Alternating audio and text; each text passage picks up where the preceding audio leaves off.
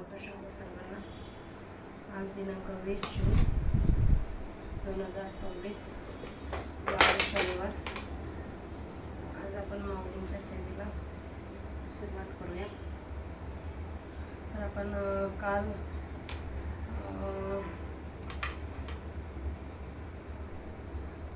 अर्जुनाला श्रीकृष्ण भगवान कशा प्रकारे विश्वरूप दाखवतो ते आता आपण वाचत होतो.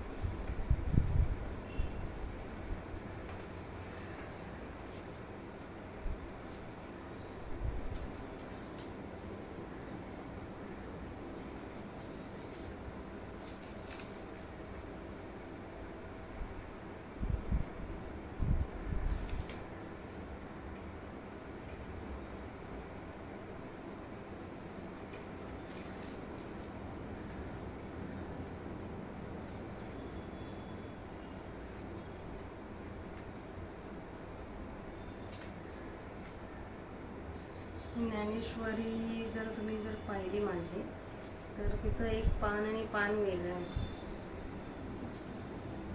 कारण की ती खूप जुनी असल्यामुळं. पण आश्चर्य ही आहे की ती अजूनही अस्ताव्यस्त झाली नाही. म्हणजे कुठं तुम्ही जरी कशीही पानं, जरी बघा पान पूर्ण मोकळे निखळलेली आहेत एकमेकापासून, पण तरीही ती माऊलींची कृपा आहे, ती अजूनही सोबत आहेत एकमेकांच्या. हे बघा, प्रत्येक पान बघा तुम्ही, प्रत्येक दिसत असेल तुम्हाला ना. मी तिला म्हणजे बाइंडिंग करायचा विचार केला, पण तिचे पानं एवढी तकलादू आहेत की ती अशी जरा दुमडली तरी फाटतात. माणसांनी पण आयुष्यात तसंच असं, किती आपल्याला संकट आली तरी एकमेकांना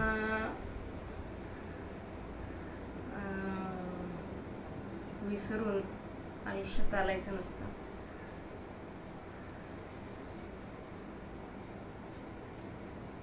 तर जर तुम्ही तर पाहिलं तर पान क्रमांक 308, 309 सगळी पानं तुम्हाला एका लाईनीत भेटतील. जरीही तिची काही साईडची कडची पानं फाटलेली तरी सुद्धा.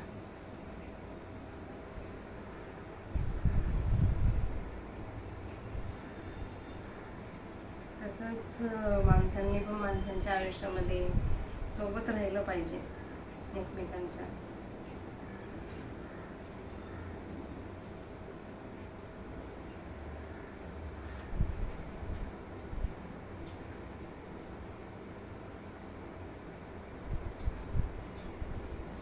पुढच्या मनुष्य जन्मात आता जी आपल्याला माणसं भेटलेली आहे ती भेटतातच की नाही हे आपल्याला माहीत नाही.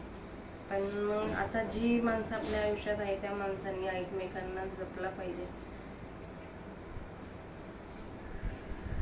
ही ज्ञानेश्वरी आपल्याला स्वतःच्या उदाहरणावरून सांगते.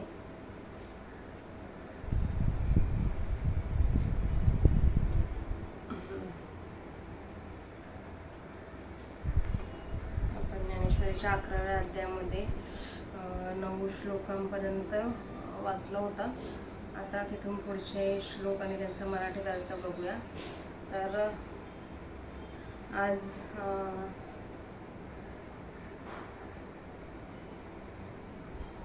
सकाळी मला सेवा करायला जमली नाही, म्हणून मी आता सेवा करत आहे. तत्पूर्वी माऊलींच्या समाधीचे 2 मिनिटं शांत चित्ताने स्मरण करूया.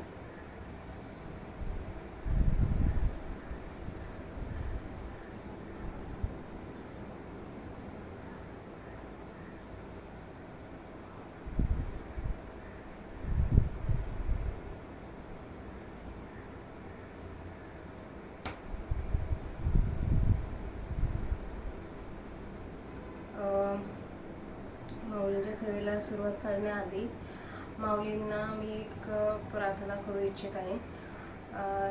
ज्यांनी मला ज्ञानेश्वरी वाचायला फोर्स केला, माऊलींना मनापासून कळकळीची विनंती आहे की ते आता ज्या स्ट्रगलला सामोरे जात आहेत त्यातून त्यांच्यासोबत राहा. तुमचा आशीर्वाद त्यांच्यावर नेहमी असू दे.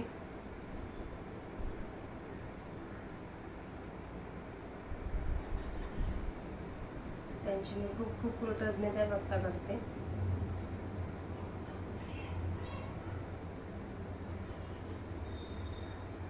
आणि आता आपण सेवेला प्रारंभ करूया. वक्रतुंड महाकाय सूर्यकोटी समप्रभ निर्विघ्नं कुरु मे देव सर्वकार्येषु सर्वदा. अलंकापुरी पुण्यभूमी पवित्र तिथे नांदतो ज्ञानराजा सुपात्र. तया आठविता महापुण्य राशे नमस्कार माझा श्री सद्गुरु ज्ञानेश्वराशी.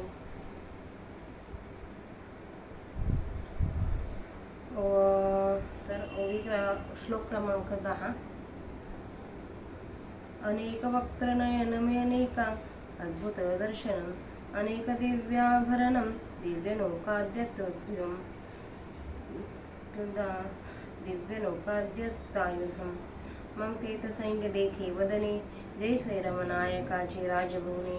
नाना प्रगटली निधाने लावण्य श्रीची की आनंदाची वने सासिनली. जैसी सौंदर्या राणीव जोडली तैसी मनोहरी देखली हरीची वक्रे देणे. तयाही माझे ऐकेक सावयाची भयानिक काळ रात्रीची कटके उठाविली जैसे की ये मृत्यूसेची मुखे जाहली. हो का जे भयाची दुर्गे पन्नासली ही महापुंडे उघडले प्रळयनाची. तैसी अद्भुत भयासुरे तेथ वदने देखिले विरे. अनेके असाधारणे साळंकारे सौम्य बौद्धे पै ज्ञानदृष्टीचे अवलोके परिवदनांचा शेवटून ढगे. मग लोचन ते कौतिके लागला पाहू तव नानावरणे कमळवणे की विकासली तैसे अर्जुने. डोळे देखिले पालिंगणे आदित्यांची तेथेची कृष्ण मेघाची या दाटी. माझी कल्पांत विजूची या स्फुटी तैसी आवणी पिंगळा दिटी भ्रुभंगातळी. हे एक एक अक्षर पाहता ती एकची रूपी पांडू सुता. दर्शनाची अनेकदा प्रतिफळली. मग म्हणे चरण ते गमनकडे केव ते मुकट का दोंदरडे. ऐसी वाढविता ही कोंडे चाड देखावयाची. तेथ भाग्यनिधी पारथा का विफलत्व होईल मनोरथा. काय पिनाक पाणीचिया भाता वाळकांडी आहाती. ना तरी चतुरा नानाची आवाचे आहाती लटके या अक्षरांचे साचे. म्हणून साध्यंतपणा पारांचे देखिले तेने. तयाची सोय वेदा नकळे तयाचे सकाळ अवयव एकेची वेळे.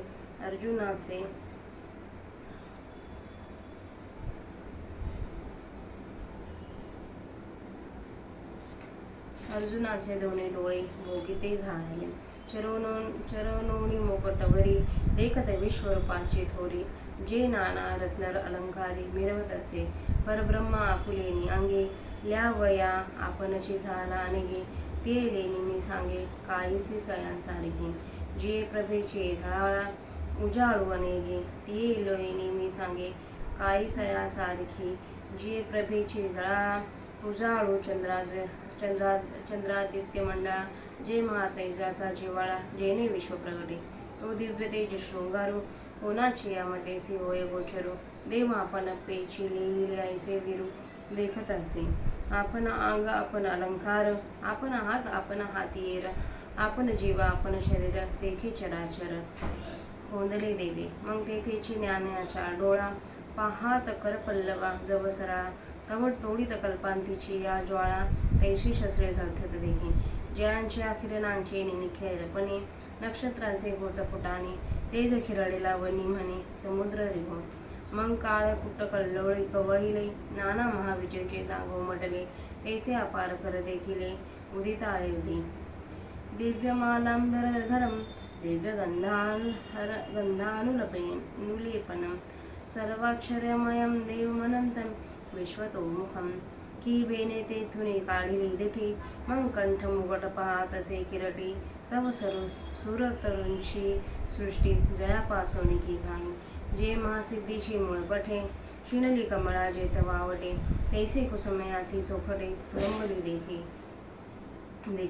मुकुटावरी स्तबक, ठाई ठाई पूजा बंद अनेक, कंठी रोलताती अलौकिक महादंड, स्वर्गे सूर्य तेज वेढिले, जैसे पंधरेने मेरुते मढिले, तैसे नितांबावरी गाडिले पितांबरू झळके. श्री महादेव कापुरे उठिला, का कैला सुपार दगडावरिला, नाना क्षीरदोखी पांघरविला, शेरनावा जैसा, जैसी चंद्रमयाची घडी उपलविली, मग गगना करवी गुंथी घालविली, तैसे चंदन पिजरी देखली सर्वांगी देणी, जेने स्वप्रकाशे कांती चढे, ब्रह्मानंदाचा निधावू मोडे, ज्या चेनी सौरभ्य जीवित जोडे वेदवती हिल, ज्याचे निर्लपानुले पोखरी, जे अनुग्रही सर्वांगी धरे, तया सुगंधाची थोरे कवनवाणी, ऐसी एक एक शृंगार शोभा, पाहत अर्जुना जातसे शोभा, देवीची देव बैसला की उभा, कास यांतु हे नेनवे, बाहेर दिठी उघडोनी पाहे, तरी आघवे मूर्तिमय देखुती जाणे, मग आता न पाहे म्हणून उभा राहे, तरी अंतुची तैसेही अंतुही तैसेची, अनावरे मुखे समोर देखे, तया भेणे पाठी मोरा जव टाके, तव तया हे कडे श्रीमुखे करचरण तैसेची, अहो पाहता की प्रतिभासे, एद काही नवलाव काही असे, परी न पाहताही दिसे सोज ऐका, तैसे अनुग्रहाचे करणे, पार्थाचे पाहणे आणि न पाहणे, तयाही सकट नारायणे व्याकुनी घातले, म्हणून आचार्यांच्या पुरी एकी, पडिला ठाय ठाव थळी ठाकी, तव चमत्कारीची अनेकी महार नदी पडे, ऐसा अर्जुन असाधारणे, आपुलिया दर्शनाचे निविदाने, कवळून घेतला तिने अनंत रूपे, तो विश्वतोमुख स्वभावे,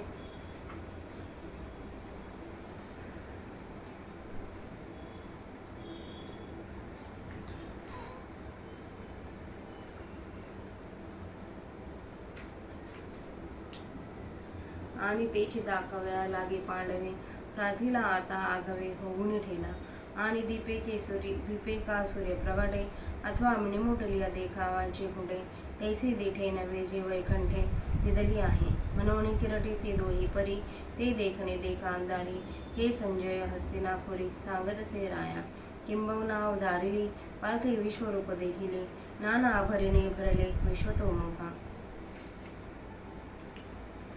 तर आपल्या आता 236 ओव्या आपण वाचल्यात.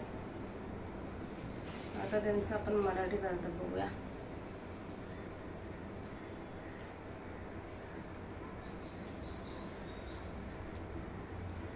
ज्यामध्ये अनेक मुख व डोळे आहेत, ज्यामध्ये अनेक आश्चर्यकारक देखावे होते, अनेक दिव्य अलंकाराने युक्त, अनेक दिव्य आयुधे उगारलेले हात, मग तेथे त्याने अनेक मुखे पाहिली. ती मुखे जणू काही लक्ष्मीकांत श्रीकृष्ण यांच्या राजमंदिरासारखी होती,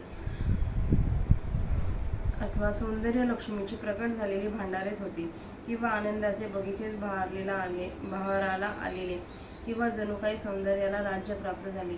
तशी त्याने मन हरण करणारी श्रीकृष्णाची मुखे पाहिली. त्यात देखील कित्येक मुखे जणू काय प्रळय रात्रीच्या सैन्याने उठाव केला आहे अशी सहजच भयंकर होती, किंवा ही मृत्यूलाच तोंडे उत्पन्न झालेली आहेत, अथवा जणू काही भयाचे किल्लेच रचलेले आहेत, अथवा प्रळयाग्नीची महाकुंडेच उघडलेली आहेत. अशी अद्भुत व भयंकर मुखे शूर अर्जुनाने तेथे विश्वरूपात पाहिली. आणखी किती एक निरुपम अलंकारयुक्त अशी मुखे पाहिली व पुष्कळ सौम्य मुखे पाहिली. अर्जुनाने ती मुखे ज्ञानदृष्टीने पाहिली, परंतु मुखांचा अंत लागेना, म्हणून मुखे पाहणे सोडून देऊन तो मग कौतुकाने विश्वरूपाचे डोळे पाहू लागला. तेव्हा जणू काही अनेक रंगाचे कमळाचे बाग प्रफुल्लित झालेले आहेत, तसे विस्तृत व तेजाने सूर्याच्या समुदायासारखे डोळे अर्जुनाने पाहिले. डोळे पाहत होता तेथेच काळ्या मेघांच्या गर्दीमध्ये प्रळयकाळाची वीज चमकावी अशी अग्नीने पिंगट झालेल्या दृष्टी चढवलेल्या भिव्यांच्या खाली त्याने पाहिल्या. हे एक एक आश्चर्य पाहत असता अर्जुनाला त्या एकाच विश्वरूपामध्ये दर्शनाची अनेकता फलद्रूप झाली. मग अर्जुन म्हणाला, विश्वरूपाचे पाय कोणीकडे आहेत? मुकुट कोठे आहे व त्या बळकट भुजा कोठे आहे, अशी कौतुकाने तो पाहण्याची इच्छा वाढवीत आहे. तेथे अर्जुन दैवांचा ठेवा असल्याने त्याची इच्छा व्यर्थ का होईल. पिनाक नावाचे धनुष्य हातात असलेल्या शंकराच्या भात्यामध्ये निष्फळ बाण असतात काय, अथवा ब्रह्मदेवाच्या जीवेवर खोट्या अक्षरांचे ठसे असतात काय. म्हणून अर्जुनाने अमर्याद विश्वाचा आदी आणि अंत पाहिला. ज्या विश्वरूपाचा मार्ग वेदाला कळत नाही त्या विश्वरूपाची सर्व अंगे अर्जुनाच्या दोन्ही डोळ्यांनी एकाच वेळी पूर्णपणे पाहिली. जे विश्वरूप अनेक प्रकारच्या रत्नांच्या अलंकारांनी शोभत होते त्या विश्वरूपाचा विस्तार अर्जुन पायापासून मुकुटापर्यंत पाहू लागला. जे अनेक अलंकार देव परब्रह्मा आपल्या अंगावर घालण्याकरिता आपण बनला ते अलंकार कशासारखे आहेत म्हणून मी सांगू. ज्या प्रभेच्या कांतीने चंद्र सूर्यमंडळ प्रकाशित होता व जी प्रभा महातेजाचे प्रळयकाळाच्या तेजाचे जीवन आहे व ज्या प्रभेने विश्व दिसावयास लागते ते दिव्य तेज असलेले अलंकार कोणाच्या बुद्धीस विषय होतील. असे दागिने देवाचा स्वतःच आपल्या अंगावर धारण केले आहेत असे अर्जुनाने पाहिले. देव आपणच अवयव, आपणच दागिने, आपणच हात, आपणच शस्त्र, आपणच जीव व आपणच देह वगैरे सर्व बनले होते. फार काय सांगावे. सर्व स्थावर जंगमात्मक विश्व देवानेच भरले आहे असे अर्जुनाने पाहिले. मग तेथे विश्वरूपात ज्ञानदृष्टीने अर्जुन जेव्हा हाताचे सरळ पंजे पाहू लागला तेव्हा तेथे त्या हाताच्या पंजात प्रळयकाळाच्या अग्नीच्या ज्वाळांना तोडणारी शस्त्रे झळकत असलेली त्याने पाहिले. ज्यांच्या शस्त्रांच्या किरणांच्या प्रखरपणाने मागे सरलेला अग्नी समुद्रात प्रवेश करावा असे म्हणावयास लागला. मग काळकूट विषाचे जणू काही लाटाच बनल्या आहेत अथवा प्रळयकाळाच्या विजेचे अरण्य प्रकट झाले आहे तसे उगारलेल्या शस्त्रांसहित अग्निहित हात त्याने पाहिले. दिव्य पुष्पे व अस्त्रे धारण केलेला, दिव्य गंधाची ज्यास उटी केली होती, सर्व आश्चर्यांनी युक्त, अनंत, सर्वतोमुख व दिव्य स्वरूप असलेला असा देव अर्जुनाने पाहिला. त्या हातातील असंख्य शस्त्रांच्या भयाने तेथून दृष्टी काढून मग जेव्हा अर्जुन कंठ व मुकुट पाहावयास लागला तेव्हा कल्पतरूची सृष्टी ज्यापासून झाली, जी फुले महासिद्धीची मूळ स्थाने आहेत व श्रम पावलेली लक्ष्मी जेथे विश्रांती पावते अशी अतिशुद्ध फुले वास घेत असलेली त्याने पाहिले. मुकुटावर फुलांचे घोस होते. मस्तकावर ठिकठिकाणी निरनिराळ्या पूजा बांधलेल्या होत्या आणि गळ्यात फुलांचे अवर्णनीय हार शोभत होते. स्वर्गाने जसे सूर्य तेज नेसावे किंवा जसे मेरू पर्वताला सोन्याने मढवावे त्याप्रमाणे कमरेच्या खालच्या भागावर कसलेला पितांबर चमकत होता. श्री शंकराला जशी कापुराची उटी लावावी अथवा कैलासाला जशा पायऱ्यांचा लेप द्यावा अथवा क्षीरसमुद्राला जसे क्षीरोदकांचे पांघरून घालावे, ज्याप्रमाणे चंद्राची घडी उकडून मग त्याचे पांघरून आकाशाकडून घेवावे त्याप्रमाणे पांढरी शुभ्र चंदनाची उटी विश्वरूपाच्या सर्व शरीरावर त्याने पाहिले. ज्याच्या योगाने स्वरूप प्रकाशाला तेज चढते व ब्रह्मानंदाची उष्णता नाहीशी होते व ज्याच्या सुवासाने पृथ्वीला अस्तित्व प्राप्त होते, ज्या चंदनाची उटी ब्रह्माही आपल्या अंगास लावते व मदन देखील ज्यास आपल्या सर्व अंगावर धारण करतो, त्या चंदनाच्या सुगंधाची थोरवी कोण वर्णन करील. अशी एक एक शृंगाराची शोभा पाहत असता अर्जुन भांबवला. त्याचप्रमाणे देव बसले आहेत की उभे आहेत की निजले आहेत हे त्यास कळेना. दृष्टी उघडून तो बाहेर पाहू लागला तरी सर्वच विश्वरूपमय आहे असे त्यास दिसू लागले. मग आता मी काही पाहणार नाही असा निश्चय करून त्याने डोळे मिटून घेतले तरी आताही त्याला तसेच विश्वरूप दिसले. अर्जुन आपल्यासमोर अगणित मुखे पाहत होता. त्याच्या भयाने जेव्हा तो त्यांच्याकडे पाठ करून उभा राहिला तेव्हा तिकडेही विश्वरूपाची मुखे, हात, पाय हे तसेच होते असे त्यास दिसले. अहो, पाहू लागले म्हणजे खरोखर दिसते, यात काही आश्चर्य आहे काय. परंतु हे आश्चर्य ऐकावे. या विश्वरूपाच्या बाबतीत डोळे मिटून घेतले असताही विश्वरूप दिसत होते. प्रभूच्या कृपेची करणी कशी अद्भुत आहे पहा. अर्जुनाचे पाहणे व न पाहणे हे सर्वच भगवंताने व्यापून टाकले. म्हणून आश्चर्याचा एका पुरात पडला असता तो जो तत्काळ किनारा गाठी तो आणखी दुसऱ्या चमत्काराच्या मोठ्या समुद्रात तो पडेल.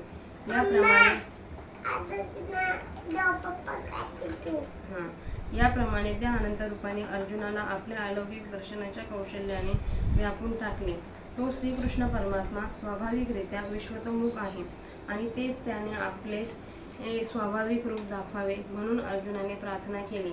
म्हणून आता तो सर्व विश्वरूपाने बनून राहिला आणि श्रीकृष्णाने जी दृष्टी अर्जुनास दिली ती दिव्याच्या अथवा सूर्याच्या प्रकाशाने प्रगट होईल, तिला दिसेल, अथवा मिटली असता तिचे पाहण्यानेच बंद राहील अशी नव्हती. म्हणून अर्जुनाला दोन्ही प्रकारांनी उजेडात अथवा अंधारात म्हणजे डोळे उघडले तरी व मिटले तरी ते विश्वरूप पाहावेच लागले. हे संजयाने हस्तिनापुरात राजा धृतराष्ट्राला सांगितले. संजय म्हणतो, फार काही सांगावे.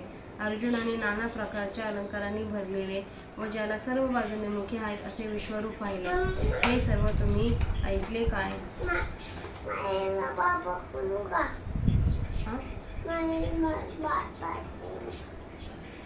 तर आता आपला 236 ओळींचा मराठीत अर्थ वाचून झाला आहे. आज झालेली सेवा माऊलींच्या समाधीवर अर्पण करूया आणि आजच्या सेवेला इथे पूर्णविराम देऊया.